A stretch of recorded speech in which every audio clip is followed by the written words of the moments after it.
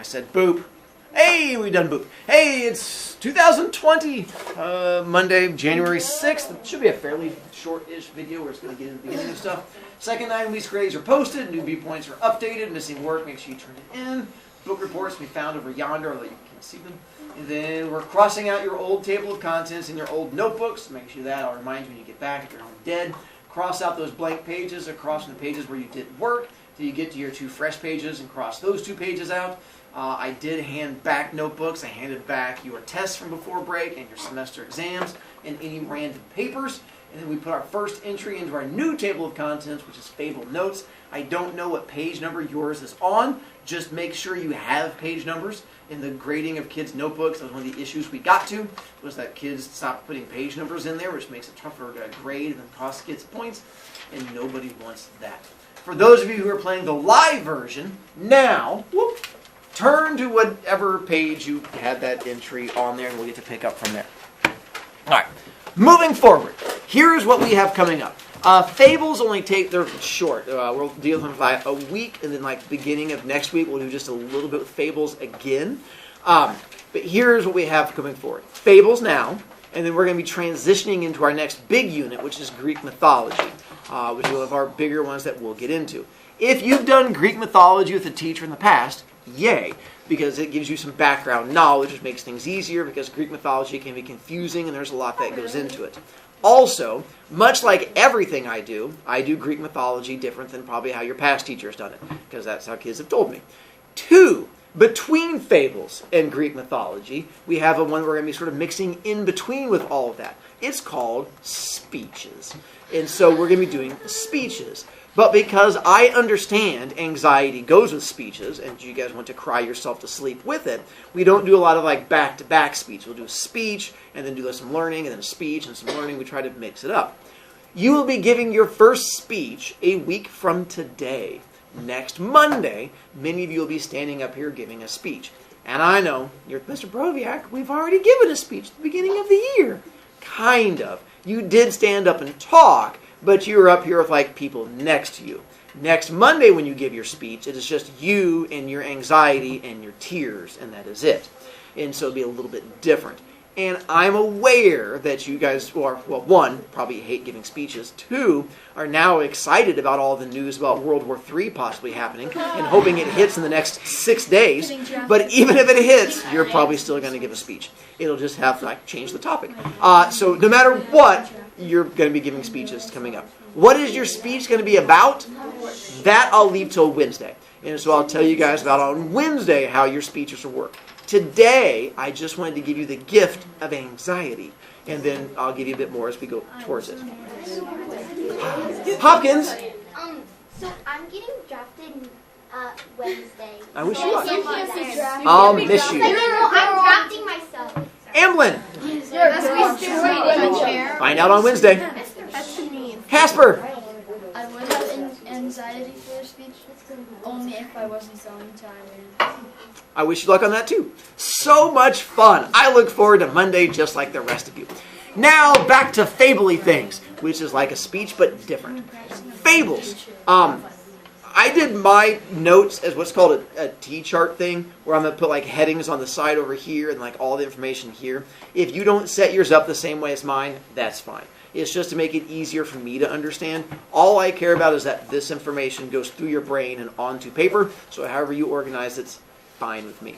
Fables are a type of story that you are familiar with. They've been around forever and ever and ever. Actually, like one of the very first types of fables that existed, or first type of stories that existed. Types of fables that you guys would know. There's one about like a dog that has a bone and sees his reflection in water and drops the bone. There's one about a boy who keeps crying wolf. There's one about like a tortoise and a hare. Those are all examples of fables. Typically, they involve animals. They're going to teach us a little thing that goes along with them. Stuff like that. I'm going to introduce you to 3 types of fables. So here's where we're going to write down our 3 types of fables. So our fable notes go all the way through Thursday with our fable things that we're going to do, which seems like it's going to be a whole bunch of notes. It's not.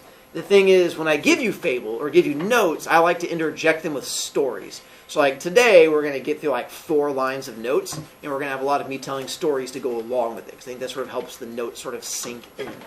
So, Gesundheit.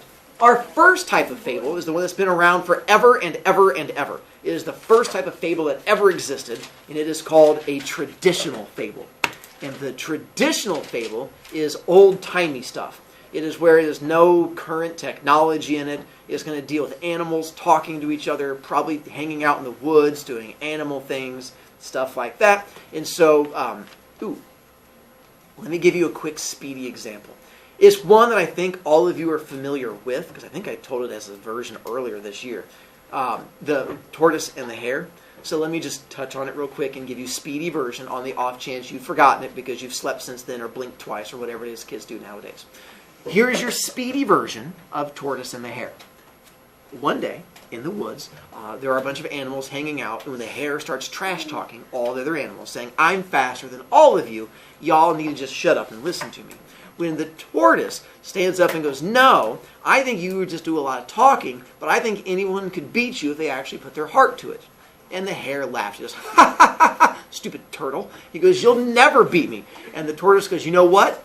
Game on. Let's you and I race." And the turtle reaches out and scrapes his little foot across the ground. And he goes, "We're going to race from here all the way to the edge of the forest, and whoever gets there first wins. And I bet you're not going to win because you have issues." And the rabbit goes, "Whatever, I'm going to take you." So the animals go, "All right." So all the animals take off to get to the far end to watch the finish line. The owl stays behind to drop his little wings. And the owl goes, "When I clap my wings, that's when you take off." And they both get little runner's marks. And the owl goes, because owl wings don't make any noise. And all of a sudden they both take off running. Dust comes flying up behind him. Rabbit goes as fast as he can.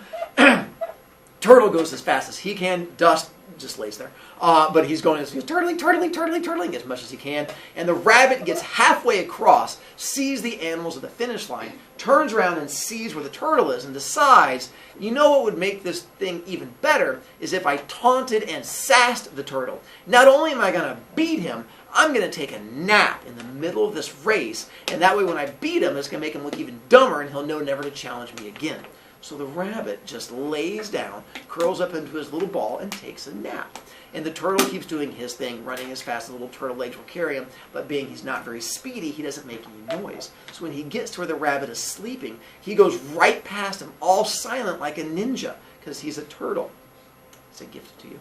And goes right past him and then keeps on going from there until he gets all the way to the finish line. As he gets to the finish line, all the other animals start cheering and making noise, which wakes up the rabbit. And the rabbit jumps up, sees the turtle, goes, "Oh, carrots!" And I'm assuming that's like a curse word in rabbitese. And takes off running as fast as he can, gets to the finish line, dives, puts out his little ears, slides, and the turtle turns and sees him and goes, "Burp!" It puts out his head and wins. And all the other animals cheer and excitement happens. And the rabbit learns a lesson. And what lesson does the rabbit learn? Don't be cocky. Yeah, it's weird. It should be slow and steady wins the race. But I'm like, shouldn't it be don't sass somebody during the middle of a run? Or don't take naps while you're running? But anyway, apparently old people have issues. Because theirs was slow and steady wins the race, which doesn't even really connect. But whatevs. So there is your example of a traditional fable. It's got your animals, takes place a long time ago, teaches a lesson to us. Our second type of fable is slightly different. It's what's called a verse fable. Not verses fable, like when you're fighting somebody, as I know that'd be exciting. This is just V-E-R-S-E, verse fable, which is a word you should still know. Do you guys know what a verse is? What is a verse? We know it. We just can't put it into words. How ironic. Towels. A paragraph in like a poem. It is a paragraph. That's a stanza. But you're on the right track. It's a paragraph. But when you put a poem with music, it becomes a Song. There you go. So it's part of a song. And so, but a song without music becomes a goes back the other direction. So yeah, a verse is just one written as a poem. So it's when you have a fable, but instead of just telling it normally, you write it out as a poem. And yes, I am going to give you an example of a verse fable. No, I have not practiced it. Yes, it is going to be awful, but I'm getting ready to drop some fat rhymes on you. So let's find out how this one goes. My rhymes are We're going to do the same story, so we can do a little comparison of them. Diddy, No, that is a nursery rhyme, which we'll get to the difference on that one. All right. Yes. F-A-T friends or P-H? P-H-A-T. They're not chunky. We're not fat shaming them. That's my mad skills. So, all right. Give me a second to get my start. All right. Once there was a turtle and a hare, and the rabbit said, "I'm fast," and the tortoise said, "I don't care." That's all I had in my head so far. The turtle said, "You and I should have a race," and the rabbit said, "Ha! You'll never keep up with my pace." Then the owl raised his hand and said, "Go." The rabbit took off and then turned around and said, "You be slow." Roll with me on that one. The rabbit got halfway through and took a nap. The turtle was not The turtle, as he moved, was so quiet. When he stepped on a twig, it didn't even snap. That was a bit more of a reach, but we got there. The turtle got near the finish line and said, "This race, it will be mine." The crowd began to cheer as he got near. That was not as strong. Which woke the rabbit up. I'm trying to rhyme up now. But all I can do is cup. Which woke the rabbit up, and he said, "Oh my God, he's near the finish line. What's up?" And the rabbit took off at a run, and as he got there, the turtle said, "This is fun."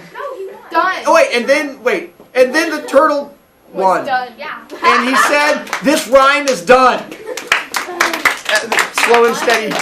You should not applaud that on any level. That was great. So many levels of frightening. But thank you, Andre. Just to make sure. Mr. Brovicast. Sea turtles do, but not sea turtles don't. Tortoise. Well, Can turtles sea also turtles don't. live with Yes, Amblin. Quit your job. You should become a rapper. I should be a broken.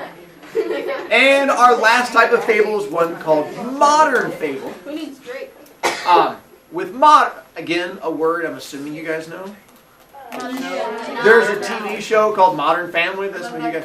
Do you know why it was called Modern Family? Because they're modern and Which means. they're up to date.